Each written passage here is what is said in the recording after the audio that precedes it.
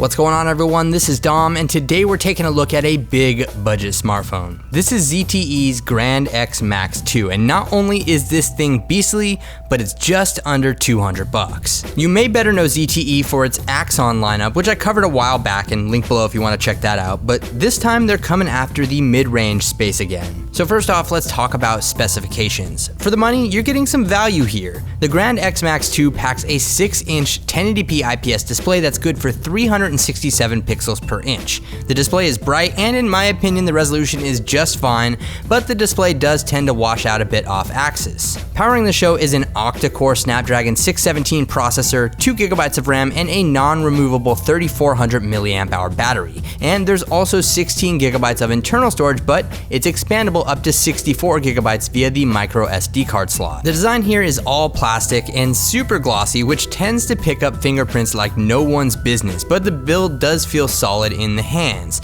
It is, however, a bit slippery thanks to that glossy design, but the rounded edges provide additional grip.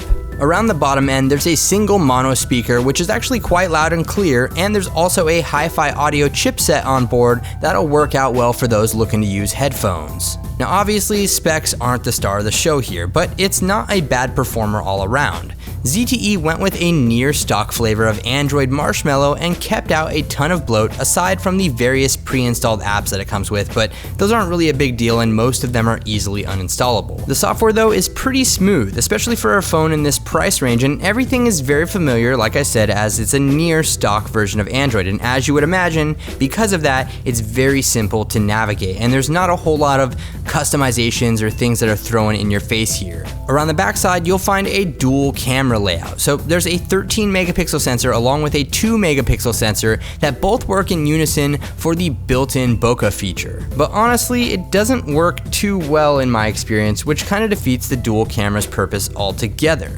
And if you're into selfies, there is also a 5 megapixel shooter around the front as well. Now when it comes to the camera itself, pictures are alright. Obviously for the money, you really can't complain, but it can take some good photos under favorable lighting conditions. But I will be sure to leave a gallery linked below if you'd like to check out some of the camera samples for yourself. The good news is there's also a manual mode here as well if you'd like to take things into your own hands. So when it comes to battery life, for myself, it's actually been pretty acceptable here. I've seen between 4.5 and 5 hours of screen on time on average, and if that's not enough for you, well, the Grand X Max 2 features Quick Charge 2.0 through its USB Type-C port, which will allow you to juice up to 50% in 30 minutes, which is pretty fast, and we're kind of used to that on a lot of other smartphones, but it's nice to have in a phone within this price range. But at the end of the day, there's not a lot to say here. I mean, everything is pretty straightforward on the Grand X Max 2. But here's the deal. This isn't the best smartphone you can buy, but no one's arguing that, right? However, at $199.99, it's hard to pass up.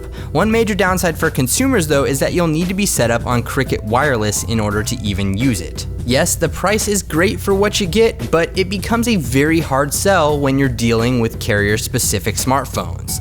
And that's the biggest downside, but overall it's a great budget smartphone that caters to needs that are slightly above its price point, which is definitely a win.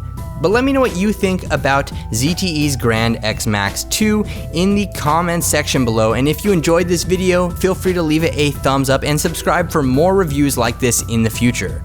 Thank you very much for watching, everyone. This is Dom, and I'll catch you in the next video.